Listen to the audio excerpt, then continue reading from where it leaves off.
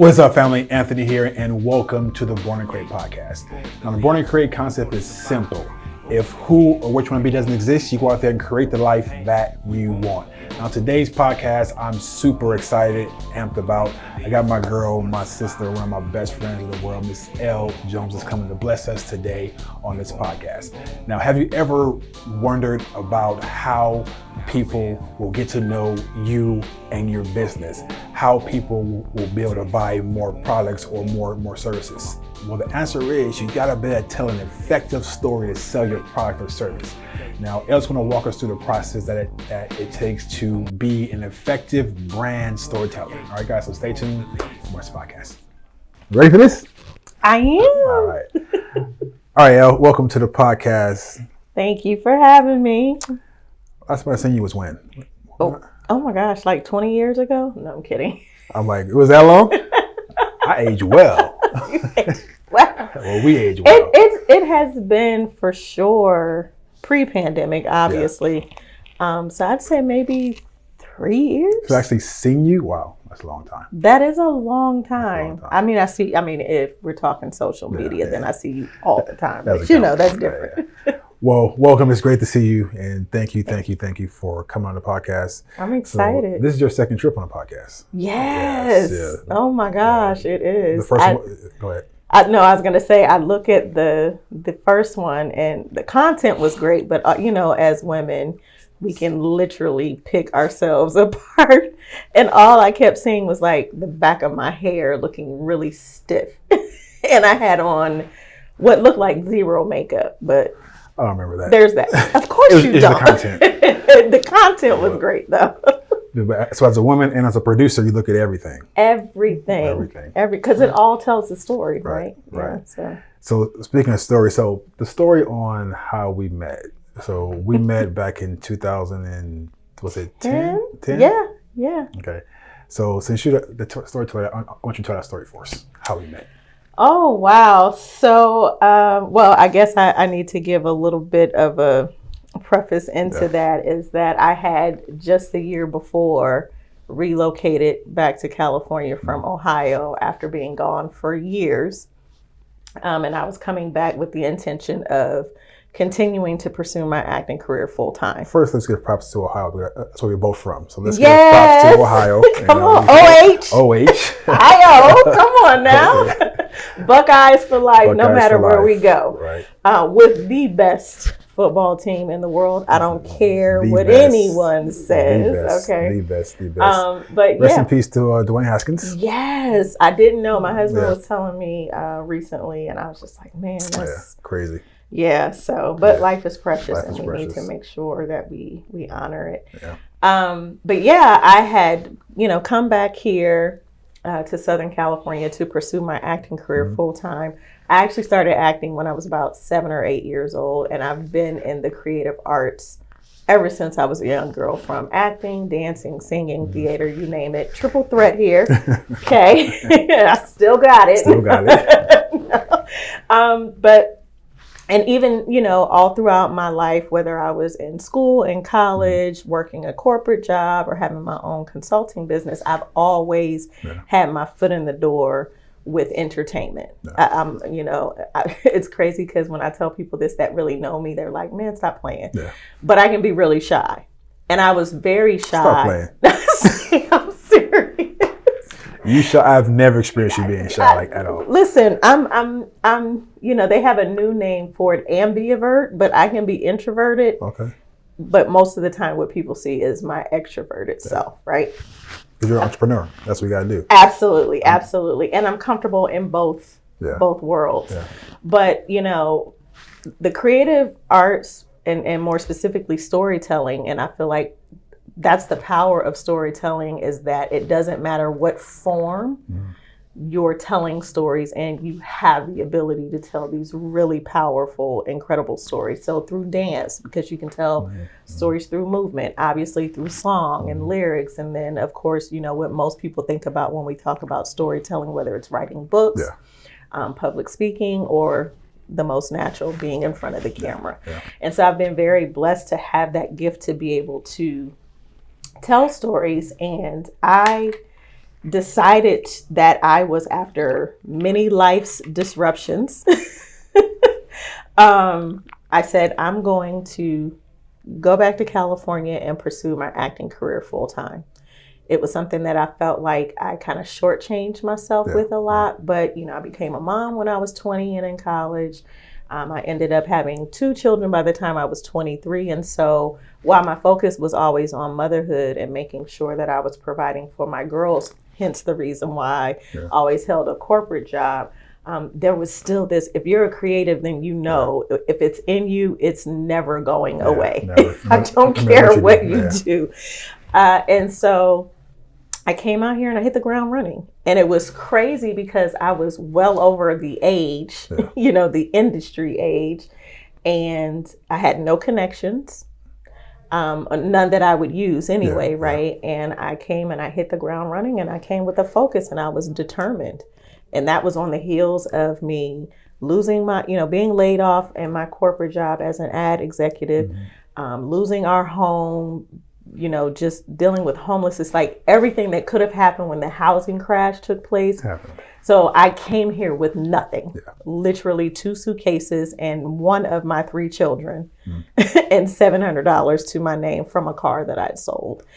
And I just was focused. And I'd started, looking at different castings for roles. I had done some stuff with AFI. And then I saw this casting notice for a female character with a Jamaican accent. Oh, what's been a great film? It was a phenomenal film. And I was like, I got this, because I used to live in New York, hanging around tons of Jamaicans, and I think I'm pretty good with dialect, right? And so I get on the call with this producer, casting director, great guy. Great guy. We hit it off because he was from Ohio, so we started talking about that, right? And then he says, "Well, let me hear you." He had sent me the sides, and he said, "Let me hear you read this part in your Jamaican dialect." And I couldn't. It didn't matter what I did in that moment. Every other accent, from Puerto Rican to whatever it was not Jamaican, and I was so frustrated. But thankfully, this genius of a man looked past that and was like, "Yo, you're really talented, and I want to give you this role." And he gave me the information, and I showed up on set, and we met, and ta-da! Wow. So you were the first casting director, producer, filmmaker to give me my first big role when I moved here to California. So, and we've been stuck. You've been stuck with me ever since 2010. Do you remember that day that we were shooting, the lead character didn't show up? So you didn't get a chance to actually do that scene. So we still had to figure out something else. But we made it happen, and now we're here 10 years later. And it was really a phenomenal project, honestly. Yeah, and we worked together numerous times after that in a lot of different ways. Yeah. And it's been a blessing for sure, but it just goes to when you meet good people, right? Take the time, because we know in this industry, and really in today's world, doesn't matter what industry you're in, people a lot of times they're like, what's in it for me? People tend to use people. And so I don't take it lightly when you connect with people on a genuine level, and you really nurture those relationships. So now our families are really close. We're family. Yeah, that's also what I was going to mention. Is how everybody who's been on a podcast this far, I mean, you're like the first family member, because it's more to me than just like business and creating, because there was a rough patch that in my life that I went through, and you and your husband took me into your home, right? It's like that's me and my wife and my kids, we live with you guys in a small place, 2-bedroom place, right? So it's like it's definitely family. It's like it goes far past what this podcast is creating, but it's like this is where it is. But look at the beauty in that, though, right? You get to see it's so important not to treat people based on where they are. Right. You look at the heart of a person, and you treat them as a human being. Amen. And I remember when we were homeless, and people took us in. So I knew that at that time we didn't have much to offer, and if we're being real honest, we didn't even have a refrigerator. We literally we had a cooler, were rebuilding from nothing. Wow. But we made it work. Right. We made it work, and it really is about unconditional love and family, and just meeting people where they are and using what you have. And what you have, people think that they have to have millions or a lot, and it's like, no, whatever you have, use it. And then fast forward all of these decades later, it's like we're in completely different places, right, and in every sense of the imagination, and so I'm grateful for those times. So what we just did just now was just told a story. We painted a picture of where our lives was then, in between, and now, right? And I'm sure everybody watching can actually see and visualize what we've been through, and then relate that to their lives, right? So that's what you do. You tell stories. You create these visions for not just for yourself, but for companies, right? You're a marketing expert. So tell me a little bit about, I guess you already did, but why marketing? Why storytelling? Like, why does that excite you so much? Well, it's personal for me, honestly. Again, I gave a little bit of history about how old I was when I got into the arts, but the reality is that storytelling has saved my life numerous times. My parents divorced when I was too young to remember. My grandmother, my mom's mom, she passed away when I was just 6 months old, so I didn't have her. My paternal grandparents died 3 weeks apart, and I was about 7 years old. So just, it was my mom and my great grandmother, and then I had another family member who kind of served this multi-role of aunt and grandmother and cousin, all of these things. And we just recently lost her this past month. But every time that I've gone through something traumatic, storytelling has been the thing to save me. So when I was 10 years old, I told you I'm originally from Ohio, but we've lived back and forth between Ohio and California. When I was 10 years old, we were living in San Diego, and we got a call from my great grandmother on my mom's side that my father had been shot. And he was brutally murdered.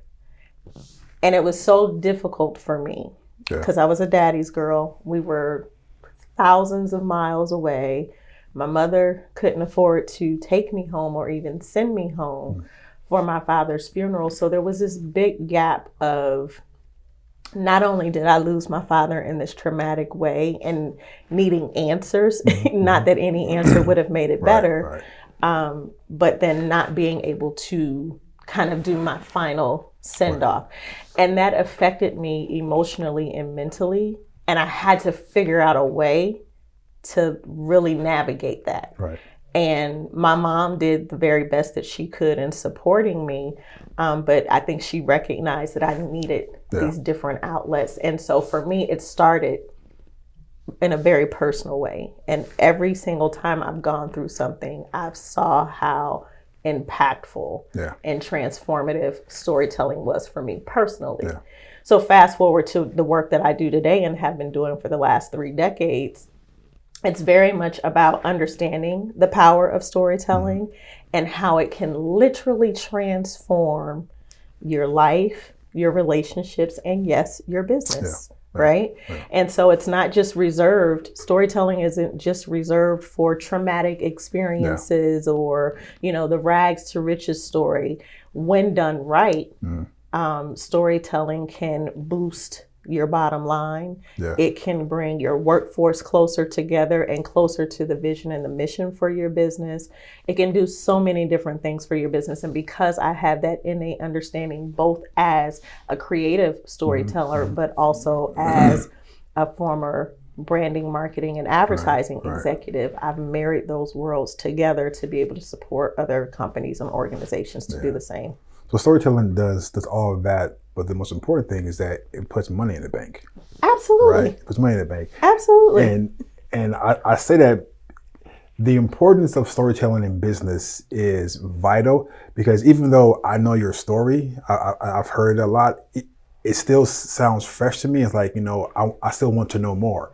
I want you to keep talking. And it's like, I would hire you right now because I know that your story drew me in to want to know more about you, right? And if you had something that you could offer me, like, I'll take it. And because most business owners, entrepreneurs don't know, is like their unique product is not really unique, right? No. There are thousands of other people doing the exact same thing, same product, same offer, but what's different is your story. Absolutely. Right? So talking to business owners, how do you get them to realize that, how powerful their story is? And second question is that get them to realize that you can make money off your story. Well, the first thing is that, like you said, there's nothing new under the sun. Right. Right. I'm literally working on a new business initiative and a whole media campaign. Mm-hmm. And I had a meeting with a group of, team members, women who are coming on to be co-founders for this initiative. And I was sharing with them this big vision for one of the things that I wanted to do. Mm-hmm. And then just yesterday, I saw a major brand doing the same thing. And I said, and my initial thought was, dang, I didn't move quick enough. Yeah. But that's not true. Yeah. My timing is my timing. Right. Our timing is our timing. Just because I see someone else do it doesn't mean that, one, what I'm going to do is going to be ineffective, and two, not have the impact that I know it can have. So like you said, the difference is the story. This brand is already known in this industry for doing things. They're just now tapping into new media in a way to kind of rebrand and revamp their brand. Yeah. What I'm doing is very much a part of my own personal story. Yeah. There's a reason why I'm doing this thing and doing it in this way. Yeah. So as a Black woman, a 50-year-old Black woman, there are some adversities that I face in business. And this thing that I'm doing is an answer to that. Okay. That's part of the story. Yeah. It's part of the reason why I have a team of co-founders who believe in and have bought into the vision is because of the story. I didn't go to them and say, this is great, no one's doing it, and we can make a lot of money doing it. Yeah. I came at them from a relatable place, even though they're not the same age as me. Even though we're of different ethnicities and we have different backgrounds and stories, there was some part of my story that they could relate to. So I tell business owners and companies the same thing. It doesn't matter what you sell. Yeah, doesn't. Customers honestly don't care about the features or benefits or the products or services that you sell. They want to know your why. Yeah. What are they going to experience as a result of what you do? Yeah. And so many, I mean, I'm talking high level experts, thought leaders, business owners, companies. They're successful and great at what they do, but they overlook the importance of storytelling and how literally it's just like one little thing that you can do. Like if you go to the barbershop, right? Yep. And you go and you get your edge ups and your haircut. Well, if you go and get an edge up and everything, but your barber doesn't do anything to your face, he just leaves all this hair that's grown in and whatnot. Like what? That's half the picture. That's like not. Yeah, you got the benefit of having a fresh cut, but the other stuff is running amok. It's not, and that is the same thing that happens with businesses and companies, is that they might have all of these other things handled and taken care of, and they're making great money. Yeah. Right, you still look good with an edge up or a haircut, but how much better could it be? Yeah. How much more serious are people going to take you when they see you well put together or clean shaven, depending on what environment you're in? And it's the same thing with storytelling. But some people get it twisted. Then there are those who say, "Oh, I know the importance of storytelling." And then they start telling stories, but there's no rhyme or reason. There's no strategy. They don't understand the art of story selling, right? They don't understand the importance of personal storytelling in your marketing and branding. And so those things get overlooked. So you can make money, but how much more could you be making if you leverage this particular thing? Yeah. I tell people you can make consistent money and money that comes in easily, because everybody is not your customer, right? No. And our storytelling in business goes back years. It's nothing new. It's a book by Chet Holmes called The Ultimate Sales Machine, and he talks about how you tell stories to sell, right? And how he trained all of his cold callers to call and not just sell, but to call and tell stories about the company. Yeah. And then that will bring, because people have to know you, love you, and trust you, right? It's Absolutely. not about your product. Right. No, right? not at all. Products mean nothing. Most business owners put products first and people second. You got to reverse it. People first, product second. Yeah. So being able to tell effective stories and really talk more about the result and not make it all about you. Because I remember some years ago, I went to go buy a car and it's a local dealership. And I walked in, it was SUV. And the sales guy was telling me all about how the SUV made his life easier. His wife loved it. His kids loved it, about all their vacations and all their fun. I'm like, well, that doesn't help me. Exactly. Right. So storytelling is important, but like you say, it has to be strategic and tell it in the right way. Right. And I believe that a lot of business owners, entrepreneurs know that storytelling is important in a sense. One, they have no idea how to do it.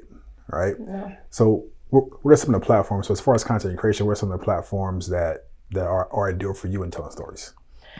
Well, before I answer that, I just want to add on to what you were just saying. Two things. Seth Godin says, facts tell, stories sell. Amen. Yeah. Okay. Yeah. And that's so important to remember. And then Elle Jones, always say your story might be about you, but it's not for you. Oh, I love it. So when you think from that perspective, you begin to look at how you tell stories differently. So to your point with the salesman at the dealership, he was telling a story, but he didn't take the time to allow you or create an opportunity to allow you to see yourself in that story. Because the reality is, yes, we should be telling our stories, but we need to tell them in a way where people where people are allowed to see themselves in that story.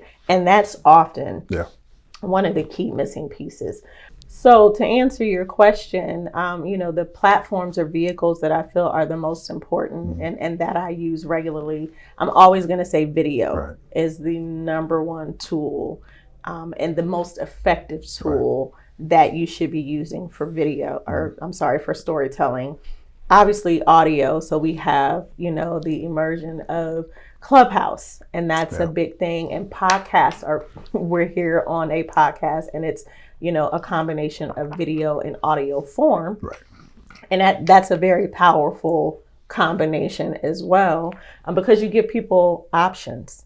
They can listen to it on the go, or if they're, stationary, then they can watch it. And then being able to see the movement and the connection and the energy just drives that, those stories home more, and it allows them to engage in it. So those are the two primary ones. Obviously, you can use storytelling in blog posts, writing a book. Those are still really effective ways to connect with your audience using stories. But the two primary ones for me are definitely going to be video and audio, or some form of a combination of the two. And I always like to provide data or, insight. Instagram, for instance. Let's look at that platform. If you want to know what's really in, what's trending, what's the most impactful, what are these social media platforms talking about? So a lot of people, including influencers, were complaining about their reach being suppressed. The algorithm changes, and you have the CEO of Instagram who is, he goes live probably once a week, and they're constantly telling folks video. Right? They want you to use and stay in and keep your audience in the app as long as possible. So now, you've had the, release of Instagram stories a long time ago. Then it was, the stories got longer. Then it was Instagram lives and videos and IGTV and Instagram reels. And now they have this bonus program for creators. Right. Hold that thought. Are both iPhones going? Yeah. Okay, cool. Go ahead. For creators, that allows, obviously there are some key things that you probably have to meet. I don't know what what they are, because even though I create Instagram reels all the time, I still haven't gotten the bonus feature. But they, right. But they, you know, they have these bonuses. So then you get paid to create Instagram reels. So they understand the importance of video, and they're trying to get their users to maximize the tools that they have on the platform to keep them on there. And now they're giving them incentive, because for a while, and I'm a firm believer, you create, you know, you spend all this time, resources, and creativity, create content that goes on someone else's platform, but you don't have any ownership in that. So that Instagram's answer to that has been, you know, badges on Instagram Live, where people can buy you a badge, and, you know, the IG Reels bonus program now. So so I'm gonna offer some pushback. Okay. All right. But I just don't like video. I don't like being in front of the camera. I mean, I have no idea what to say. It's like, what am I supposed to do with someone who doesn't really know how to use video and know how to write? I have no idea what to say, right? Yeah. What do I do? Yeah. Well, I have a couple of thoughts. I look dumb on camera. There's nothing that you could say to me that I cannot relate to or haven't heard. You know, I always use myself as an example, and I'm pretty unapologetic and unashamed. I could use 1,000,001 excuses from I need to lose weight. You know, I have a double chin now. Maybe I've got some dark circles under my eye. My front tooth is a little discolored from a childhood injury. Like all of these different things that I could use as excuses as to why I'm not going to get in front of the camera. But the reality is that some of those things may change and some won't. So are you going to allow those things to stop you from living the life or having the business that you truly desire and deserve?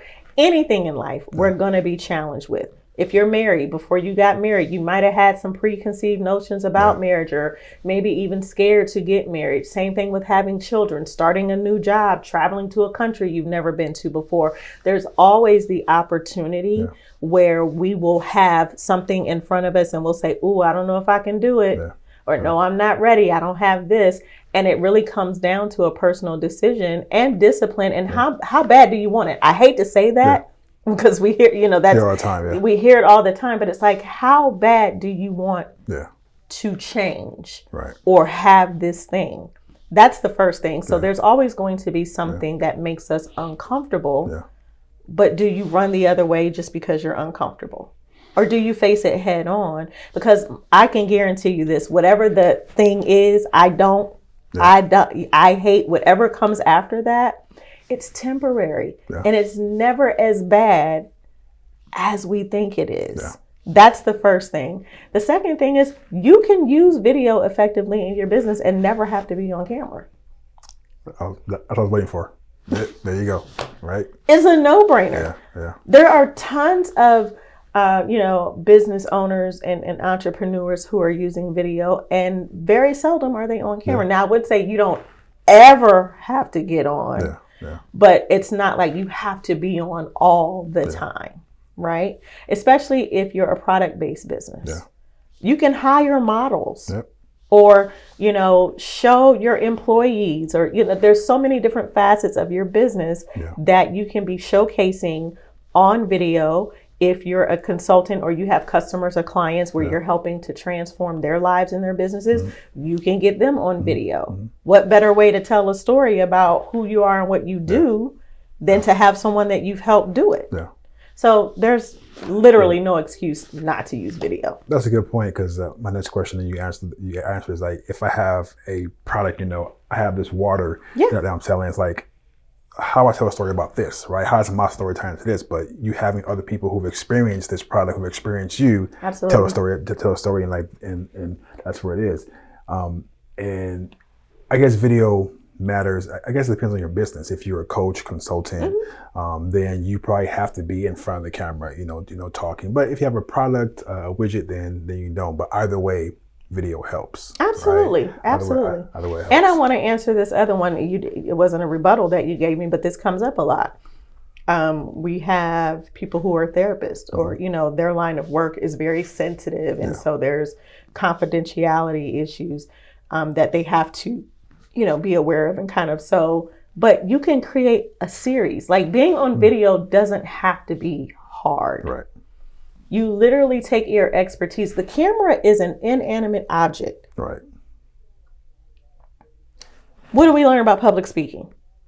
Focus on one thing or one person in the room. If you got to focus the homeroom naked and that's what makes you comfortable, like whatever makes you comfortable, that's the frame of mind that you need to get into when you're in front of the camera. Because the camera, we got cameras on right now. Yeah. We could, are we staring at the cameras? Are we being, it doesn't matter how long you've been doing a thing. There's always going to be something that comes up, right? And so it's really about you becoming the master of what you do. Yeah. And so if you're in an industry or a field where confidentiality is a thing, you can still tell stories and connect with your audience in a really relatable way that converts. Because it's not just about telling stories, it's about telling stories that connect and convert.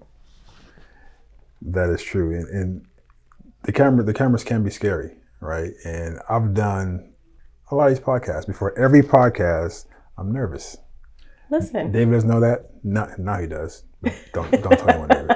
But yeah, before every podcast, I'm like, oh shit, I need to reschedule. Yeah. I don't want to do it. I need to reschedule. Every podcast I want to reschedule. Yeah. Right. Even yours money. Maybe I should reschedule. But it's just the fact that I'm just nervous as to where it's going to go and how I'm gonna sound, how I'm gonna look. But that's just a part of. I believe that when you care so much about something, there are some nerves there. Oh my gosh. Right. And not only that, Anthony, it nerves for sure, right? Mm-hmm. Like when I auditioned for you, I was nervous as heck. Yeah. When I showed up on set, I was nervous as heck. It doesn't matter how long I've been acting, singing, dancing. Best believe when I'm in performance mode, I am nervous as heck, sweaty palms. My stomach is bubbling. Yeah. But sometimes it's not even nerves or it could be nerves, but sometimes you just get uncomfortable. Yeah. So I'm going to make you laugh really quick. And, your viewers and listeners may or may not find it funny. We're here now. Mm-hmm. We're having a great conversation. We're under a lot of lights, but your girl is hot. I am sweating underneath this big old wig, right? And I'm going through menopause. Right. So, if I look a little shiny on camera, the lights are reflecting. But am I going to say, oh my gosh, we got to stop or I can't do this anymore? No. The message matters. The conversation matters. And so and I shared that, not to make light of it, but, I'm a human. We're human beings and we deal with real human things.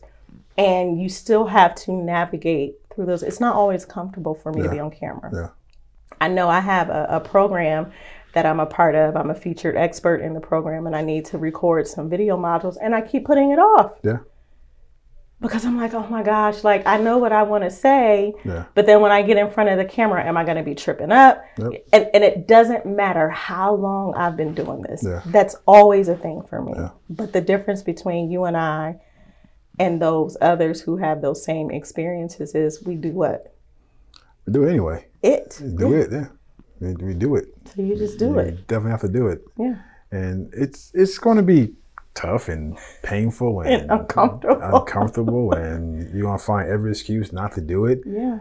But, I tell people all the time is like the cure for fear is to do it anyway, right? Because you have to, because I used to get caught up in worrying about how I sound, how I look, but then a mentor told me, it's like, hey, Anthony, your message isn't about you, right? Because everything that you're saying, it's how I look, it's how I sound, it's how it's like, it's not about you. If you make it about you, then that will limit your success. Absolutely. Look at Les Brown, one of the greatest orators of our time, who happens to be in Ohio.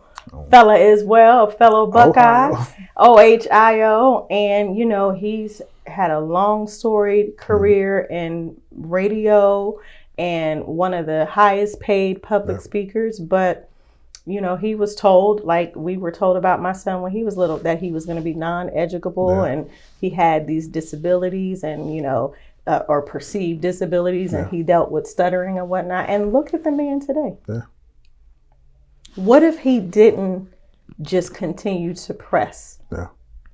We wouldn't have the gift and the work and the stories of Les Brown, who has, unarguably changed a lot of people's lives and careers. And so if that doesn't, just drive home again, like your mentor said, and what I say, your story might be about you, but it's not for you. So when you don't show up, when you don't share your message, share your stories, and when you don't stand in who you are, you allow other people's dreams to die on the vine. And when I think about that and the people that I'm assigned to help, that's a really heavy burden to carry, to think like, man, if I don't show up today, if I don't do the things that I know I'm supposed to do, that could have a negative impact on someone else. And they may not even, because we're all tied and connected to each other in some way. And so if we don't do the work, I don't want to handle the responsibility of getting to the pearly gates. And I'm like, oh, I can't get in? But I did everything right. I was this, I was that. I so-and-so and such and such. But you didn't do this. So no thanks. And for me, it's never about reaching 100 million people, right? No. There's just that one person that you can touch. Because this morning, as entrepreneurs, as people, as humans, we face a lot of adversity, face a lot of ups and downs, a lot of things that are unexpected, right? And this morning, I came in and David says, "Hey, what's up? How you doing?" I'm tired, I'm frustrated, and I'm a little bit upset, right? And that was how I was feeling at that time. But it's important for us to be able to know that we can be there, we can talk about how we feel, and we can be honest, but know that we can change that at any time, right? We can go into and change our state at any time. And it takes some work, but it's something that we can do. I mean, you don't have to walk around all day being upset, pissed off, hurt, whatever. You don't, right? At that point, it becomes a choice. You're choosing to stay there, right? So with everything that you've experienced in your time as a human, as a woman, as an entrepreneur, how do you overcome adversity in your day-to-day? It's a daily choice. Honestly. Ironically, we are today's the 12th. So this week makes a year that I found out that I had to start chemotherapy again. I live with an autoimmune disease called lupus. And I was heading to Hawaii to celebrate my cousin's 50th birthday. And there's 5 of us cousins who were all turning 50 the same year. So this was going to be like the kickoff birthday trip. Well, just make sure yours, I get an invite. Oh, I did a girls trip to Scottsdale. That wouldn't be an invite. No. Okay, continue. For the 51st, we'll definitely do something. I just kept it, low key, and had a girls trip, and it was amazing. But so I was already a little apprehensive about traveling, because this was going to be my first time traveling, since the beginning of the pandemic. And then I had a doctor's appointment the day before we were scheduled to leave. And I was going in like it was a regular appointment. And I had, for the most part, felt as good as I could be considering all things. And my doctor's like, "No, we've got to start chemo." And I was like, "What? What do you mean?" So I had a choice in that moment. Did I cry? Yes, I did. Right. I think the first thing is that you have to honor what you feel. I hate when people say, "Oh, just," especially if you're a believer, "just pray and ask God to." No, I am made of flesh. And that is what is going to rise to the top first and foremost, always. For me. Now, I don't know about other sanctified folks, but for me, it's everybody else. Okay, everybody. But for me, it's a very real thing. So I honored what I was feeling. There was disappointment. There were a lot of different things and, emotions and feelings that I had. But then it was like, okay, what can you do to change it? Right? There's no cure for lupus, but what can you do to change the quality of your life? And you having to start chemo is not going away. Not immediately, anyway. And then that was the other thing. When I found out that I had to have chemo, it was like, you're going to have to start this treatment. You have to do it every 2 weeks, and you're going to have to do it indefinitely. Wow. It's like, what? So it wasn't just the blow of, you got to start chemo. Then it was another 2-punch, and it was like a 2-piece that hit the uppercut. And it was like, then you had to do it every 2 weeks. So now I've got to adjust my whole life. And then it was, you're going to have to do it indefinitely. And that was supposed to be the TKO. Yeah. But again, I had just to. Just the KO. Take the T out. That's like a knockout.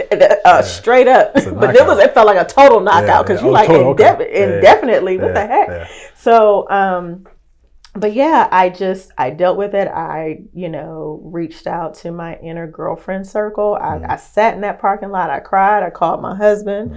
I called my mama. And then I called my girlfriends. I sent them a message actually. And I said, this is what's going on. And they said, sis, we got you. Yeah. And community is important. Community is family, your friendships, your associates, sometimes your colleagues. And what transpired after that was so beautiful and so overwhelming that I had a bunch of people that I had met on Clubhouse the year before, and we had never met in person, and they all rallied around me and helped to raise money to help cover the astronomical cost. Wow. Even though we have great insurance, the cost to start just my first treatment was crazy. Yeah.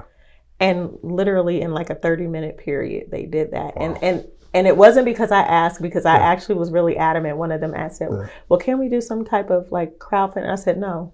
Yeah. And she said, why not? I said, because I know God has me covered. Yeah. I'm good. We're good. Yeah. Yeah. But she went ahead and she did something anyway. And she made it known. She said, Elle would never ask for this, but because of who she is and how she has handled this whole situation, it inspired us to take some form of action. And sometimes that's what it is. Yeah.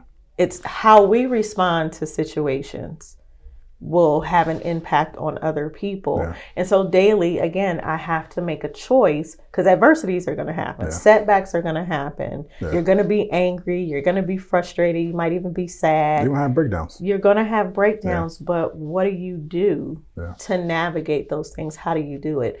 And it's not a full swoop answer. Each person is different. Some people might go for a run. Yeah. Some people might meditate. Some people might break some glass. Like, don't go and destruct and tear up somebody else's stuff or hurt somebody in the process, but find ways. Our mental health is super important. Yeah. And we have to be more vocal and have more conversations about how to navigate our emotional and mental well-being, especially as creatives. So there's something that you always say, but I'm gonna use it in a different setting. Mm-hmm. You always say, I have lupus. Lupus doesn't have me. Correct. Right? And I would say, I have breakdowns, but breakdowns don't have me. That's right. And but that's up to you to decide whether you have it or it has you. Because if it has you, then that's dangerous, right? And I believe it's okay to be sad, be angry, be upset, be hurt. That's okay. Yeah. It's Joe Dispenza talks about your retractory period, right? Mm-hmm. How long are you going to stay in that mess, right? Mm-hmm. So what I've done is that I've set timers, right? Mm-hmm. So for 5 minutes, I can cuss, I can scream, I can be upset, I can throw every F-bomb. But after that 5 minutes is done, I'm done. It's over. Now move forward. And one thing that you mentioned was community, right? Mm-hmm. How important community is. And whether it's on a personal friendship stage or on a business stage, right? Mm-hmm. Either way, having people in your corner that love you and support you, that want to see you win, I believe is vital, right? Absolutely. I mean, it can take your business, from 4 or 5 figures to 6, 7, 8, 9 figures, right? And also as a person, it can excel you. Yeah. Now, I used to be cautious about spending my hard-earned money for someone to teach me something. right? I can go on YouTube. You know, I can ask a friend. But I found myself struggling and not being able to get to the point where I need to be. I mean, these years of struggling. I'm like, why? And a buddy of mine calls that freepo people. People who always looking for something for free, right? And I was one of them. But when I got to a point where I knew I had to, because I remember I spent my first $100 just on a little online course just to teach me online marketing. Yeah, it worked. $100, it worked. Wow. YouTube didn't work. I mean, I got the concept, the ideas, and lingo. YouTube didn't work. Right. And then you know what? I made some more money. You know what? Let me spend $500. Dang, that worked. My whole career, I can say I spent well over 6 figures just in education. Yeah. But I've made 3, 4, 5, 6, 7 times that because of what I spent. And I say that because to ask you, what's the importance of having a mentor in your life? That's a loaded question, and I just got think of a Uzi or just something that just fires off.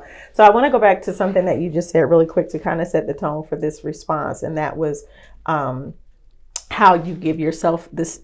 Whether you're angry, all of these emotions and feelings, they're natural. That's a part of who we are.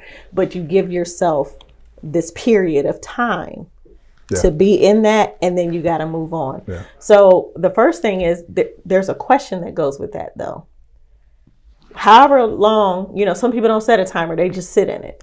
What are you missing out on because you're stuck sitting in this thing? Right. It's the same thing with the DIYers or the folks who just don't want to, find the right support, because there are a ton of people out there that are positioned as experts, thought leaders, coaches, consultants, or whatever. But finding the right one is key. You can YouTube university yourself until whatever, You'll get somewhere. And you'll get somewhere. It's oftentimes is a slow and steady pace. Right. I'm a research nut by nature, so I love to just, even if I'm not going to be the one doing the thing, I love to have a little bit of a working knowledge of some things, because I'm an inventor, innovative person, but I'm also very much a part of community. So I don't feel like any role is above me, right? Or any task is above me. But I think about, or I want your listeners and your viewers to think about, what are you missing out on when you decide to take the route of, nope, I'm not going to hire this person. I'm just going to do it myself. And then the word mentor has become kind of interchangeable for some people, because people think, oh, mentor means free. Well, can you mentor me? Right? Right. But the reality is, because if you get stuck in the coach, consultant, advisor, strategist, mentor, the free people are going to say the freeple people are going to take the approach of, oh, this person is a mentor to me, because in their minds they don't have to invest monetarily in that. Everything costs. Yeah, everything costs. And, like you said, you've spent well over multiple 6 figures in your training and education, as have I. I have a graduate and undergraduate level education degree and tons, over 3 decades worth of experience doing what I do. There are times that I'm going to give away. I'm going to sow into another person because I have the freedom to do that. And there's something about them or their story or the connection that we have that in me says, just do this, be a blessing, sow the seed. Then there are other times when it's like, I'm worth this. And I mean, we could have a whole other conversation, as an aside about knowing what to charge. And we hear the term charging your worth. And especially for women, it's a struggle, right? But when you hire mentors, advisors, consultants, strategists, whatever it is, one of the things is that you're hiring them, or you should be hiring them, because they have a level of expertise that you don't. 2, they're going to help to minimize, shorten the time that it takes for you to get from where you are to where you desire to be. And that is very valuable because they've already gone through a lot of what you have or are going through. And so they know the shortcuts, or not even necessarily shortcuts, but they know what you should be focusing on. And then if they're, worth their weight in gold, then they have a process or a framework that they can really make sure that it's, form it in a way that is unique to you. You just proved to me that you are high level. When you say process and framework, that's 6-7 figure lingo right there, right? That people don't know about, right? So that just like, okay, that's high level. But go ahead, I just want to say that. Yeah. But it is, I have my own framework, the Elevate method, and it literally takes people. But with that, I don't believe in a cookie cutter approach, right? Like you can have a framework, but then you make sure that you're able to with the people that you're working with, you take them through this framework in a way that's unique to you or to them. I'm sorry. But it's, I'm going to always invest in my personal and professional development because I'm not the end all be all. And even at this stage and age of my life, I know that there's still, I always say it's great to be a leader, but what's better is to be a leader who knows when to be a student. And I will always be a student. Always be a student. Then there's something that comes with that. And they're having a party next door. So what comes with that is, so people are watching this and they say, oh, charge my worth. Okay, so just say, my worth is 10K, right? So 10K a month for whatever. But there's a strategy to that, right? So if I walked into the middle of the mall right now and someone tells me, hey guys, my name is Anthony, I charge 10K a month to take your business to 6 figures. How many people you think will raise their hand? None, because that's not your audience. Right. And then they'll know my story, right? So that's where the storytelling comes in, because now people know you, they love you and trust you and know your story and know how genuine you are. Now I can see paying you 10K a month.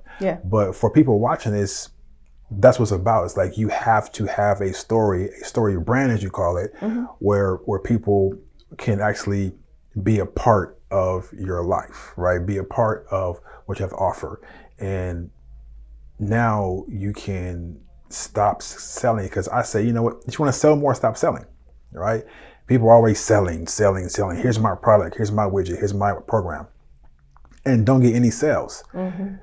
People have to really know who you are and buy into your story. Absolutely. Right? Buy into your story.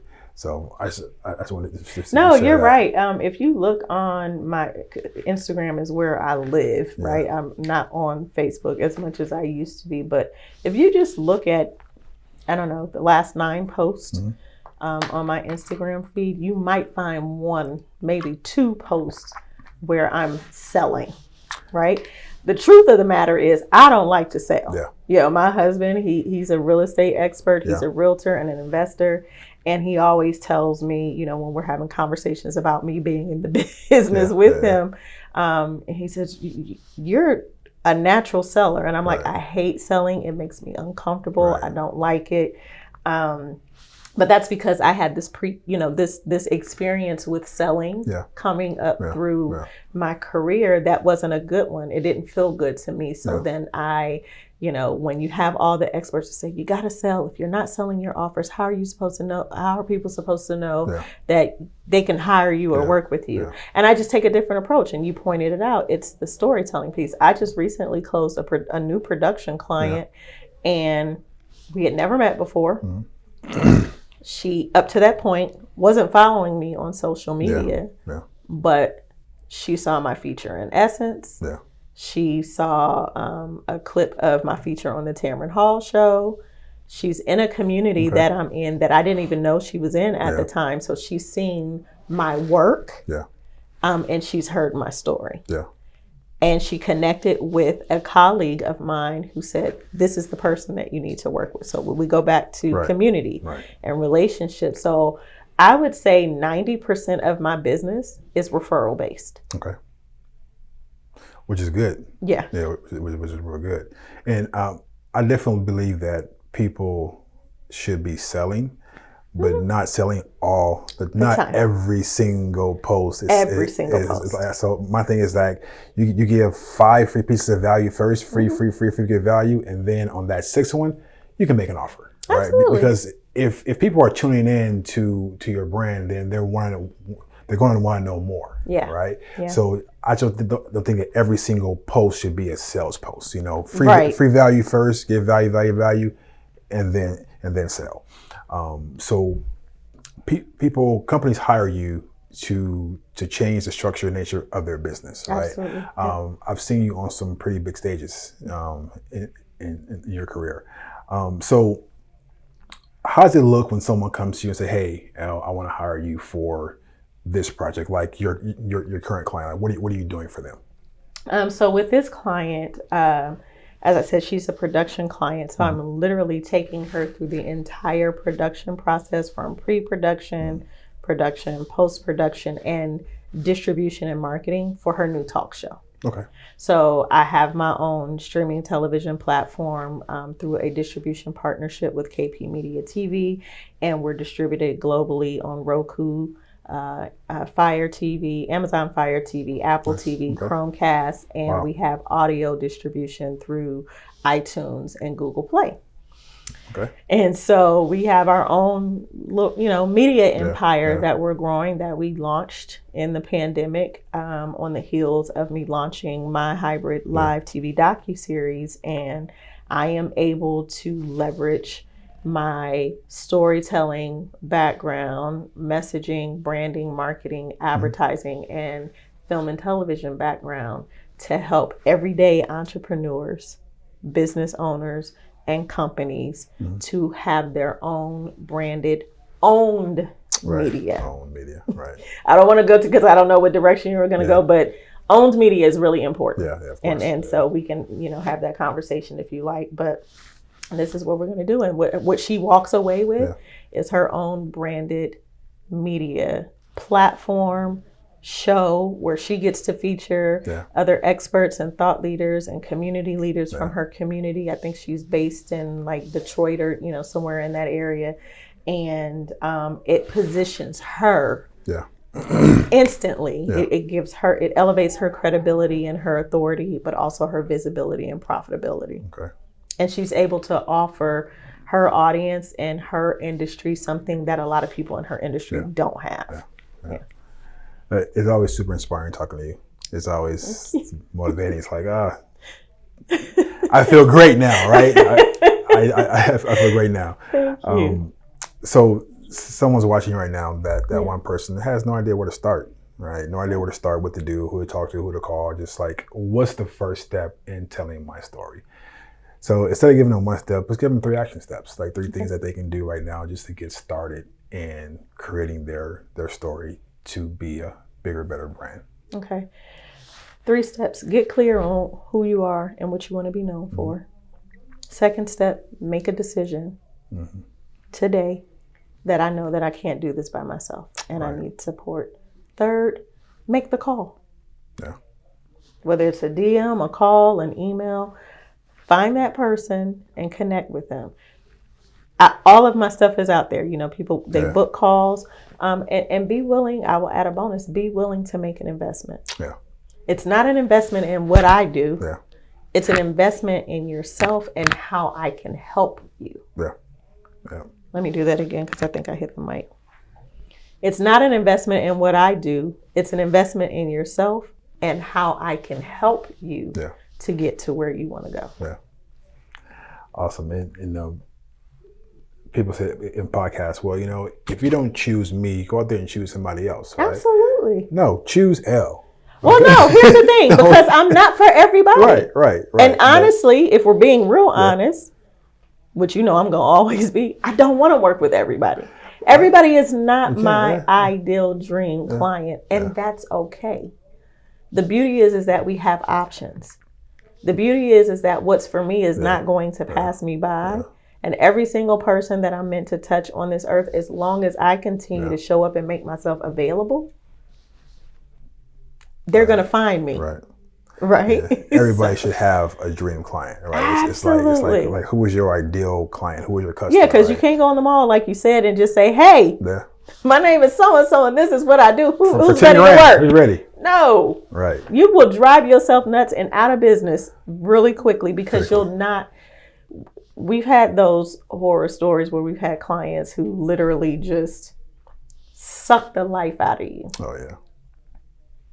You know, whether it's been, if you had corporate experiences, you might have had a boss or a client. You know, there's people who will suck you dry, but that's, you know, we oftentimes put ourselves in those positions because we're out of desperation to make money or to be seen or known or whatever. But when you have a clear vision and picture, I even have a framework for the people that I want to work with. The people that I want to work with as my clients, the people that I want to work with as a student or having someone as my mentor. So I'm really clear on what I want and where I'm going and who I need to help me get there. I used to think desperation was bad, you know, and I'm like, no, desperation should push you, not control you. Absolutely. Right? And that's where I am now, because desperation can get you to a point where, okay, now I'm focused, I'm desperate to make this happen, and it can change everything for you. But if it controls you, then that's different, right? And more often than not, what are people experiencing when it comes to desperation? Control. Absolutely. Yeah, that was random. I thought it was random. So I had to say it. It's so random. But anything else for us in closing? Any more wisdom, any more nuggets, Jules? Oh my gosh. Well, first I will say stay locked in, because on my network, Cre8, which is the Elle Jones network, we have a lot of amazing things coming. I have a new head of development and original programming. And we are working on some incredible content because for me, it's not just, I'm here to disrupt. I've always been a disruptor. So we have a lot of people talking about the importance of video and using it for your brand or business. I'm taking it to the next level. It's not just about creating video for YouTube or Instagram or Facebook. What do you own? Ownership and ownership of your IP is super important. So when we're talking about legacy, this is how you build legacy. You need to leverage those platforms because they're important, right? And they'll help. But what do you own? I always tell people, yes, I was featured in Essence Magazine. Yes, I was featured on Tamron Hall. Yes, I've been on CBS and, all these publications. And it's great. It has done wonders for my career. Yes, I've been on other people's big stages. I don't own any of those. What do I own beyond my website? That's true. That could get hacked. You know what I'm saying? So it's about creating ownership. And when we're talking about leveraging video and the power of storytelling, it's not just about the traditional VSLs, video sales letters for those who don't know, or like a how-to video or something like that. It's about creating these really engaging high-level pieces of content, whether that's mini docu-series or a documentary or talk shows or podcasts. What type of owned media can we create leveraging your personality, your story, your positioning, your expertise? And then we create this whole collective. So I have a program called Lights, Camera, Broadcast Your Brilliance. Those are VIP days, high-level VIP days. And there's 2 versions of that. One, you come with my team for, over the course of 2 days, and we work together, and you walk away with these incredible, dynamic, disruptive pieces of video content that you can use in your business. I want to be on that team. And then, okay, well, come on. You already know it's good. So absolutely, we need to have a conversation like today. And then the other part of that, is, and you can go off and put it on whatever platforms you want to. Well, then the next step up from that is to apply to be a content creator on my network. Oh, awesome. And then you get that distribution, that global distribution piece with ongoing support. So we have an incredible community of content creators, including, I can say it here now because it's public knowledge, including the Les Brown, who is on our platform now. So the Les Brown. So I'm really excited about that. But yeah, it just goes to show that even someone of his stature and experience level sees the value. And he's still going. And he's still going. He sees the value and importance of new media and how to leverage digital media, television, and film in new and disruptive ways. Wow. So you mentioned about owning, and owning is so important, right? You know who David Sands is, right?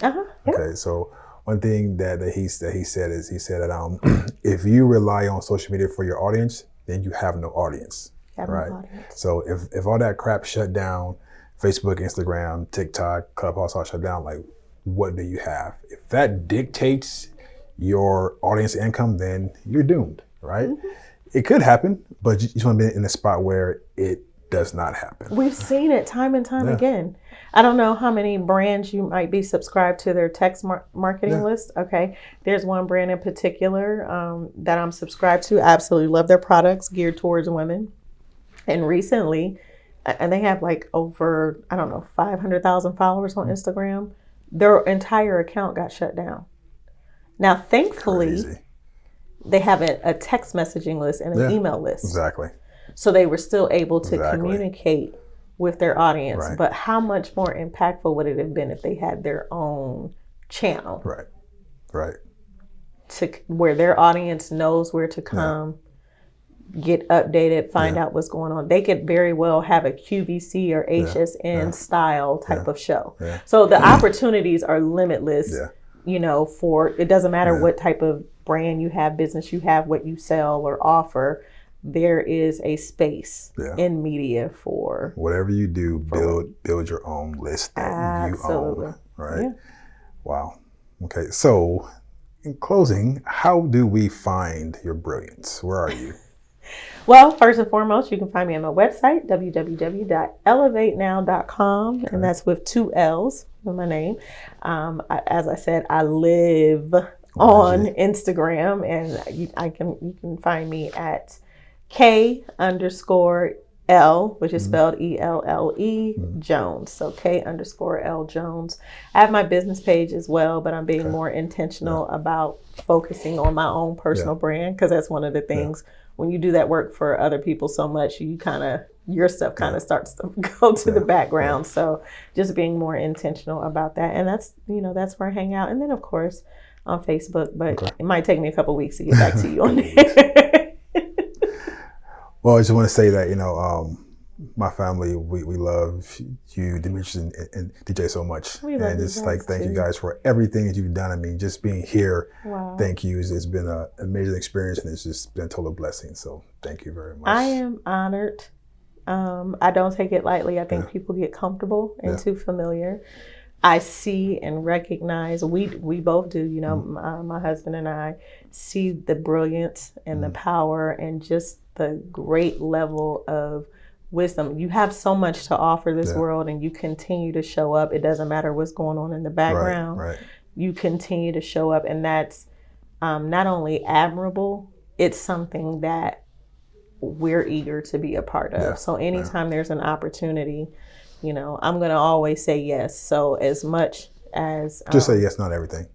Right. Yeah. Don't say yes to everything. Nah. That's on camera already. That's what you say.